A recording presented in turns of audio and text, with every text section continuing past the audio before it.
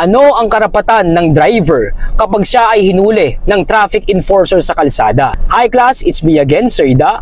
Welcome to my informative vlog.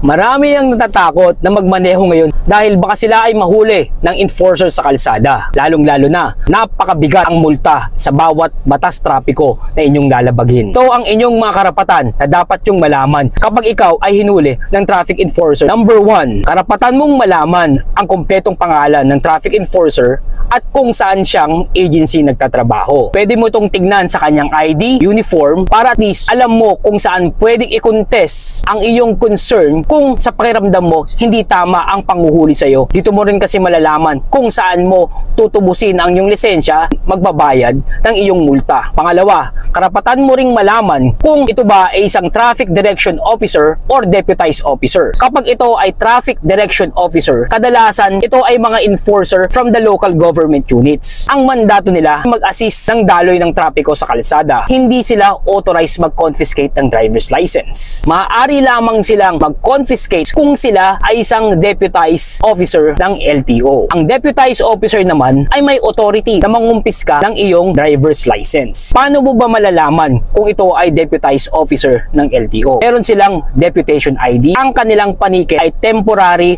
operator's permit na ini-issue ng LTO kapag ikaw ay nakapasa sa kanilang deputation orientation seminar. Kailangan nilang maipasa ang training na ito na nire-require ng LTO para ikaw ay maging isang ganap na deputized officer. Pangatlo, karapatan mong malaman kung ano yung traffic violation na ipinaparatang laban sa iyo. Dapat merong specific details at information kung bakit kailangan i-confiscate ang driver's license mo. Dapat din may paliwanag sa iyo ng traffic enforcer kung ano yung violation na ito, kung bakit kanila hunuli, ano ang violation na iyong nagawa, at bakit kailangan i-confiscate ang iyong driver's license. No to ambiguity, yes to clarity.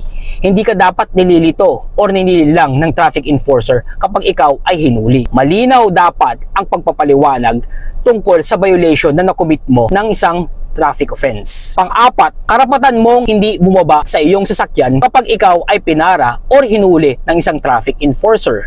Visual search lamang ang kanilang gagawin. Pag sinabing visual search, kung ano lang yung nakikita ng kanilang mata, yun lang dapat ang iyong violation. Hindi ka pwedeng pabababain sa iyong sasakyan unless ang alleged violation laban sa iyo ay Public Act 10586 or an anti-drunk driving law. Kailangan kasing mag-conduct ng field sobriety test ng isang traffic enforcer para malaman kung ikaw nga ay nagmamaneho ng nakainom or under the influence of alcohol. Panglima, dito maraming nalilito at maraming natatakot. Right to contest the apprehension of the alleged violation against you.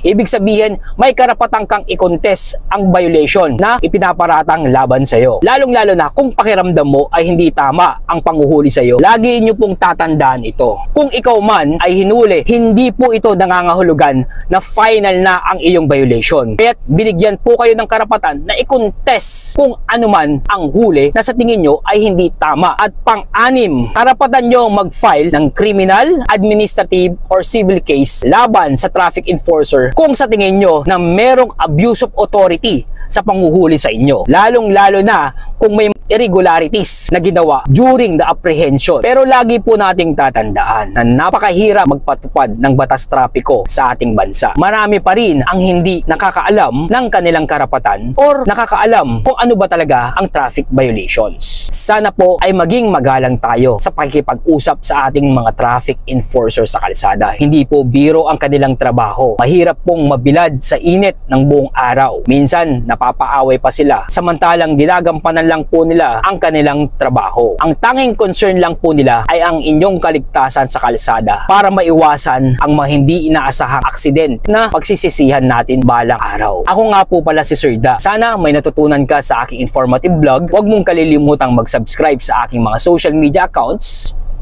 Always remember, road safety matters. Educate, not tolerate. Ano pang hinihintay mo? Ipagkalat mo